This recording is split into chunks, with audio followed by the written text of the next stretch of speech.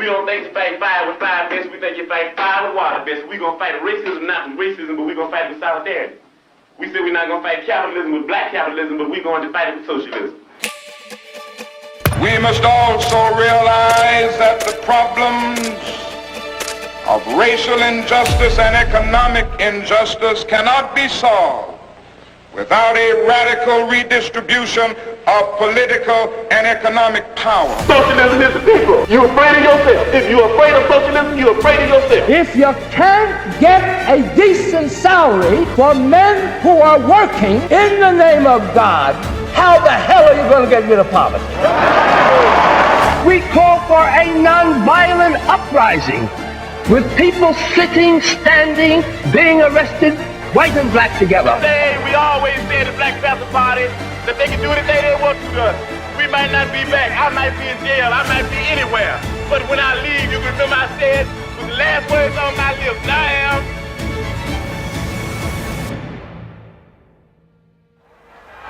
a revolutionary. So by the time you're probably watching this, Graham Platner has probably dropped out of the Senate race in Maine to become the next senator from Maine. If he has not dropped out by this point, then Jesus fucking Christ. What happened in Maine, if you don't know, Graham Platner, a partner of his, coming out and saying that he sexually assaulted her. And there were many black and non-black people of color who are a part of the left or the broader progressive movement who had trepidation around Graham Platner, his history, his past, the Nazi tattoo that he had on his chest, the numerous warning signals. And there were many white leftists or progressives, a part of the community, who didn't see it or saw it, but just looked past it. And it makes me think about how so often black and brown people who are on the left or who are progressives or who are a part of the potentially the Democratic Party, which is ostensibly to the left of the Republicans, are often correct, but too early. We are often ostracized outside of the socialist and or progressive conversations that are happening, but oftentimes, especially as it pertains to the DSA or PSL or most progressive or leftist organizations in this country, we are the candidates, which is interesting. And all of that brings me to this moment here, which has me thinking about how leftism does not belong, socialism does not belong, progressivism does not belong to white people and or whiteness. And there are members of the mainstream media, a lot of members of the mainstream media, who have recently been trying to push this idea that the left, the Democratic Socialists of America, is a white organization, a bunch of rich white college kids who are just trying to invoke socialism in the United States, and that black and brown people actually really don't give a fuck about the shit and don't care, and it's not actually for them. And that could not be further from the fucking truth. There is an interesting dynamic playing out in the Democratic Party, however, when it comes to the DSA and black voters. On the one hand, Congresswoman-elect, presumably Chevalier, narrowly won black voters in New York, like 48% to 46%. On the other hand, a lot of these positions of the DSA advocate for things that black voters in general don't support, like no borders, no police, no prisons. And then I want you to take a look at what happened on election night on Tuesday, according to this viral video reported on by New York Magazine, among others. Take a listen and we'll talk on the other end of it. You're next, you're next, you're next, you're next, you're next. So that's a bar full of largely white DSA activists chanting "You're next" as they watch an interview on the TV in this bar with Hakeem Jeffries, the potential first ever black Speaker of the House. What's your take on that? You know, as I said, we have robust and rambunctious arguments about the direction of our party, but the focus is on the concerns of ordinary people. Mainstream media, CNN, Fox News, CBS, wants to push this narrative because they want to ostracize black and brown people from tapping into the message that socialism, progressivism, and leftism is offering. right? You go back 20 years, you go back 30 years, you go back 50 years, you go back 100 years, and you will see even further past that, you will see black and brown socialists, communists, people who revolted against systems of oppression, rising up and fighting for their liberation, who were black and brown, who came from communities and countries and nation state territories that were affected and have been affected by the United States of America and the Western world's sanctions on their trade exports, the Western world's interference with their elections, the coups on their government. And there's been so much bloodshed that has happened, so much blood that has been spilt on the ground of these nation state territories, on the ground of other people's countries. So the mere fact that these black and brown people wanted to revolt against capitalism and against a system that was not working for them, but rather working them. The present effect of socialism on people of color. You look at the Soviet Union. The Soviet Union has large areas populated primarily by Asians, by people of color. I visited, while I was there, the Central Asian Republic of Uzbekistan. And I was far more impressed by what I saw than I had expected to be. Because there was a situation in Uzbekistan in Central Asia where prior to the socialist revolution in 1917, they were living under the worst kind of feudal oppression and repression imaginable. The women in Uzbekistan. I mean, I think about blackness specifically is a contradiction to the supposed promises of capitalism, which is all a lie. There is no promise of capitalism.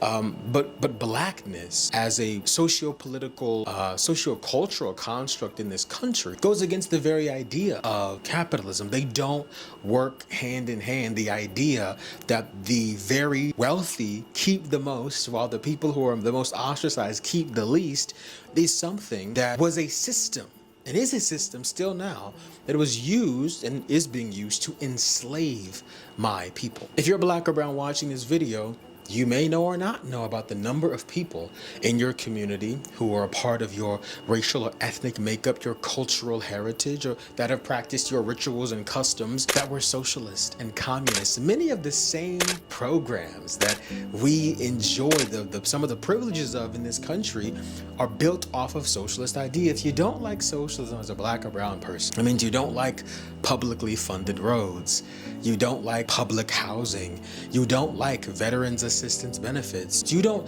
like so many things in our society that are supposed to go to benefit us, you don't like them, but you do like them. You benefit from many of those things because those things are paid for with our taxes. All of us pitch in a little bit so that all of us can get a little bit. And I think often in many white leftist or progressive spaces, what begins to happen is, first I'll say this, I think that out of any political organization, any political group across the country, I think it's leftists and progressives who would understand this the most. If you take the Democratic establishment, the Republicans, independents, whoever the fuck, leftists and progressives and socialists and communists or people who may practice said political ideologies would understand this the most, that black and brown experiences are often sometimes wiped out of the conversation when it comes to some of the organizing groups inside of these more progressive spaces. And it's because there's such a tremendous focus on the working class and class-based politics when class and race are intertwined. And I think that is changing. I think we're seeing a massive change of that taking place because you cannot analyze the contradictions that are widening in this country on the basis of class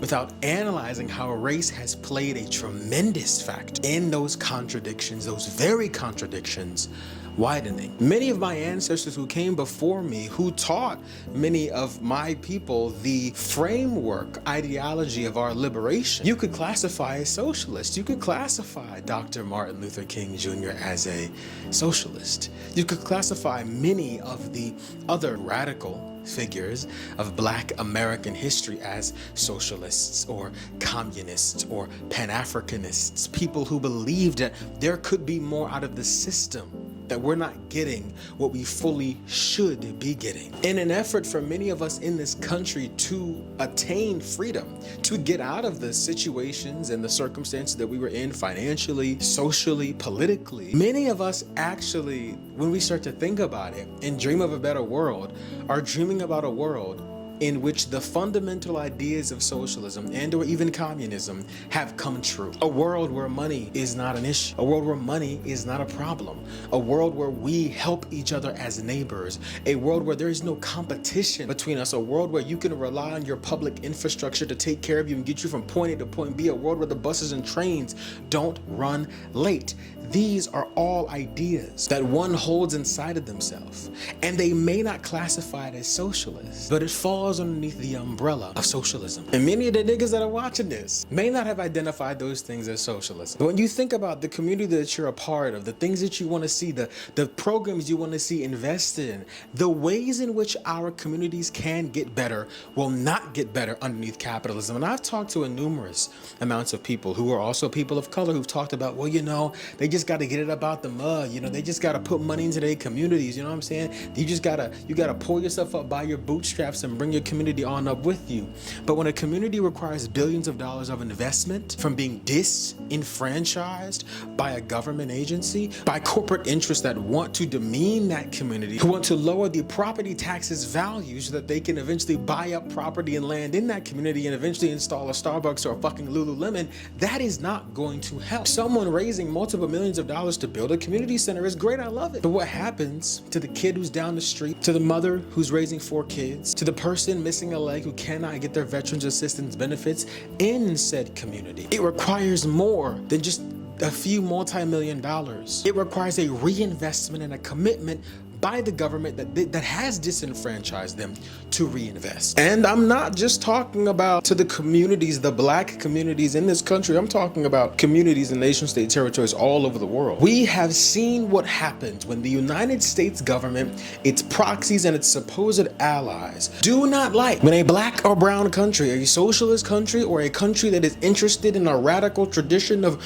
resisting imperialism and colonialism decides to try things that are actually not new, ideas that are not new, putting the people first. If capitalism is so good, why do we have to destabilize socialist countries? Why do we have to install coups into an innumerable amount of African countries? Al-Kibulan countries, destroy their political infrastructure, kill their political leaders, destabilize their country and their nation state territory. Why do we have to steal their resources and keep enslaved their people? If capitalism is so great, then why are black middle-class Americans being bought and priced out of their neighborhoods? Data from over 800 different neighborhoods from 2007 to 2016 show that neighborhoods where investors bought up real estate were predominantly black neighborhoods, which cut out black communities and black people from home ownership. Collectively, black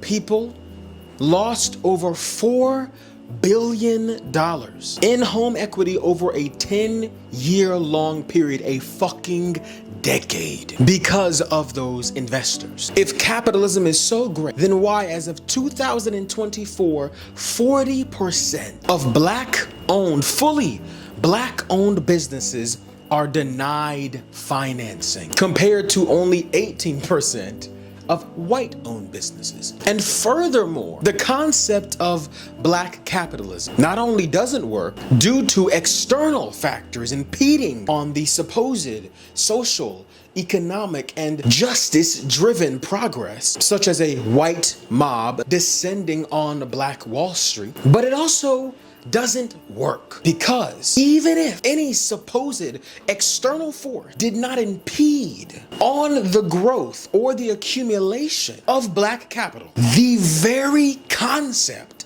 and social positioning of blackness, in essence, is antithetical to the concept of capitalism. Because many black Americans are the descendants of Africans who were kidnapped, sexually assaulted, brutalized, taken away from their homeland, brought to a land they've never known, and forced to work as enslaved people on this land. They were forced to call someone their master, their ruler. That one person or a group of a certain type of people had the opportunity to enslave, to demean, forcing them to put in labor so that they made the profit.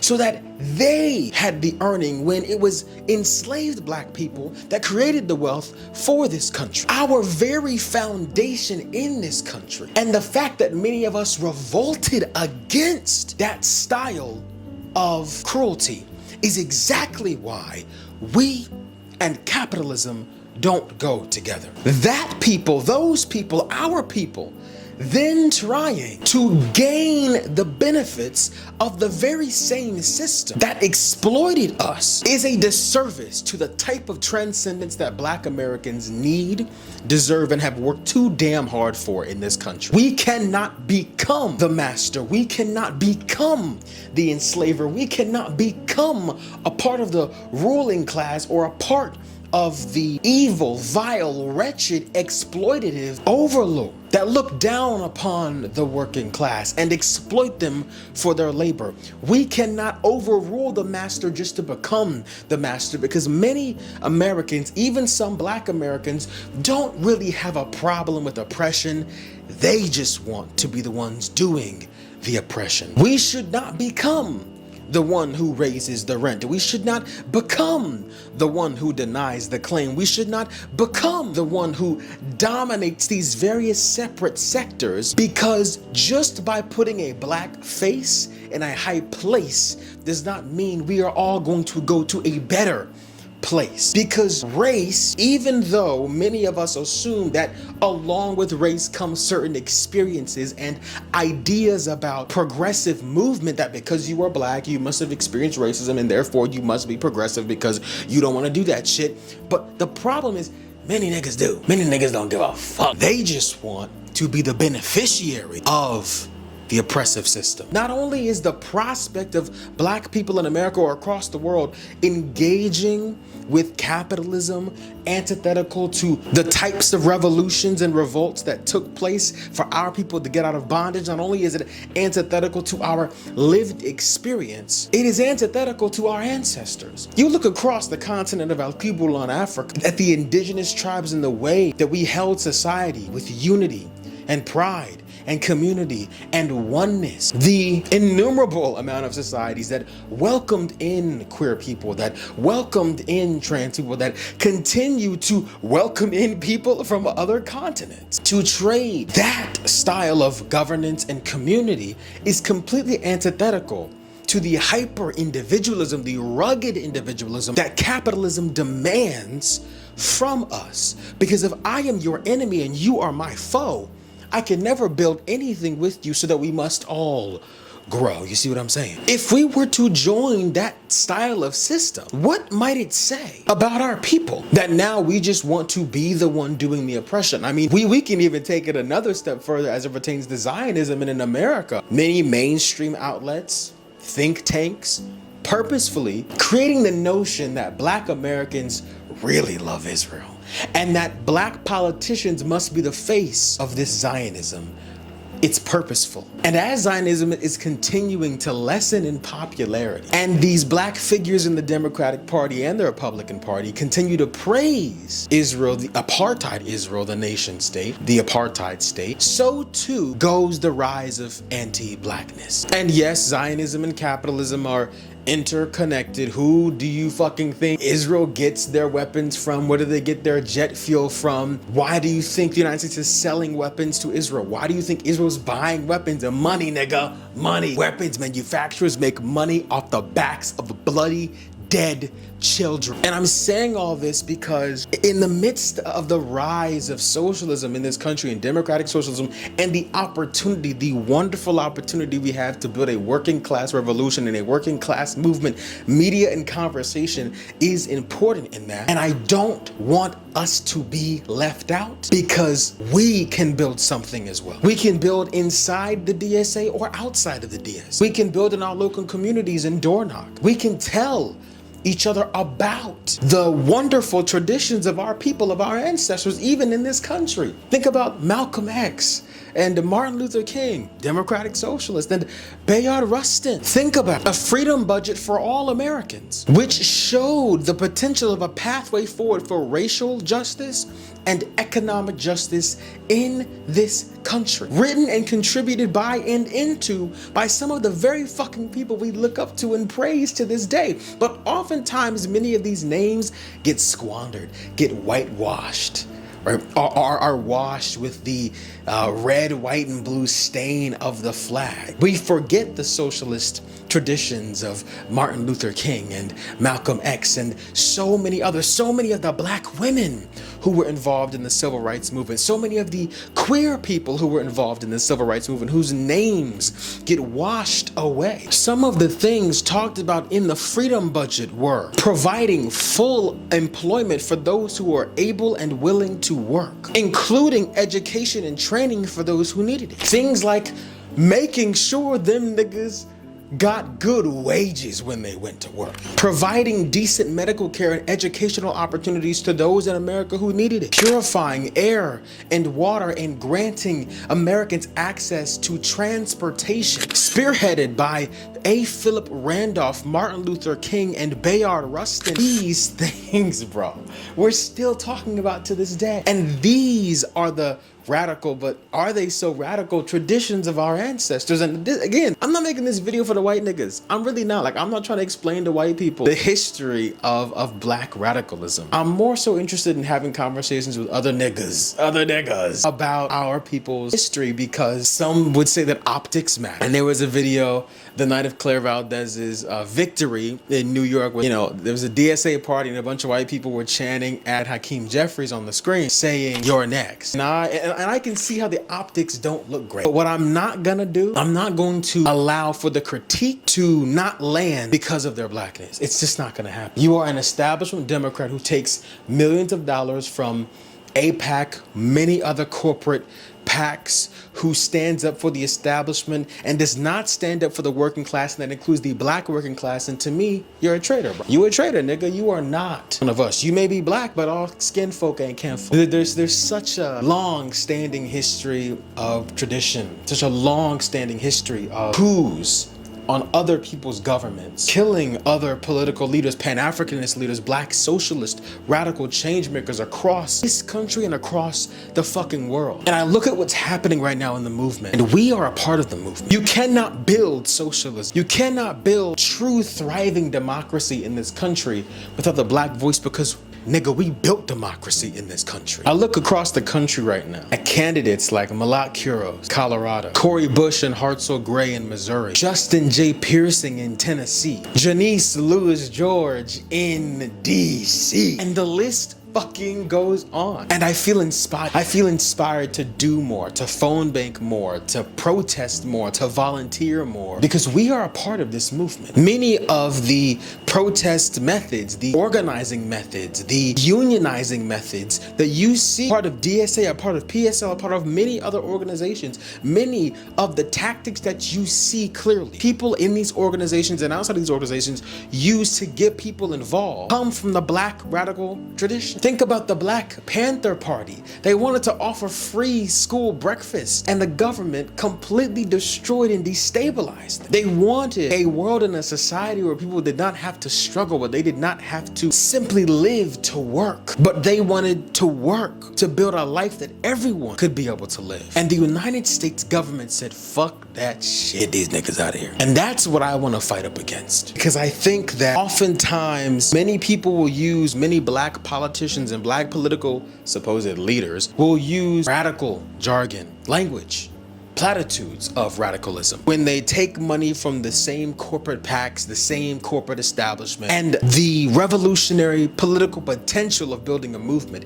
gets suppressed by those black capitalists and black corporatists. And these black Democrats, black Republicans, black politicians will downplay the potential of building a working class movement. But to build that working class movement, you cannot ignore race. You just can't ignore race. Many white socialists or communists or progressives believe that if we just fixed the working class issues, that there would be no issues as it relates to race. And that is just wrong. Many white scholars who were white, who analyzed the plight of the working class, have never known what it's like to live as a black person, a black man, woman, or non-binary human being in this country. They don't know what it's like. They haven't seen the other side of that grass. They haven't experienced the classism that affects black Americans specifically. How racial capitalism affects black Americans specifically. How when building unions or organizing or trying to build community or forming a tenant union or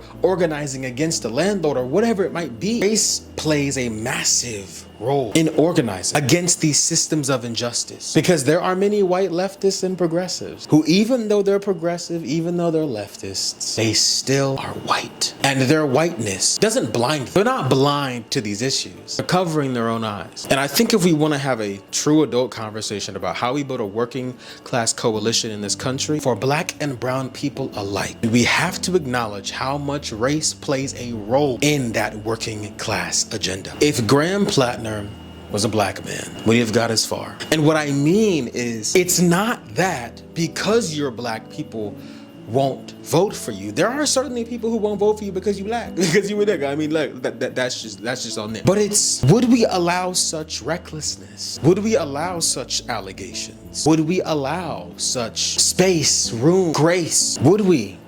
And I don't think we would, because many white men, white people see themselves inside of Graham Platner because he's their brother, he's their father. They see Graham Platner and all the men and women around him. He was black, or a black woman. Would such grace be allowed? Furthermore, when it comes to, there is no way to be a perfect victim of a system. And as we're building this working class movement, there will be black radical figures, black leftists and progressives who don't always say the right thing or do the right thing. But will you give them space and room and credence to explore? Space and room and credence to be? Space and room and credence to tell you, to talk to you, to talk to all of us, to explain to the niggas in the room and to the people who don't really know what's going on, but understand that something isn't working? Will you give them room and space to grow into this movement as well? Because I think when the frustrations and the momentum of the working class are organized and mobilized, the pathway towards victory is inevitable. When you organize those black voices in that movement as well, pathway towards victory isn't just inevitable. Victory is inevitable.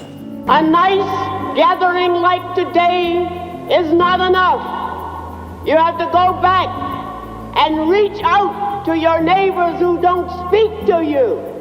And you have to reach out to your friends who think they are making it good and get them to understand that they, as well as you and I, cannot be free in America or anywhere else where there is capitalism and imperialism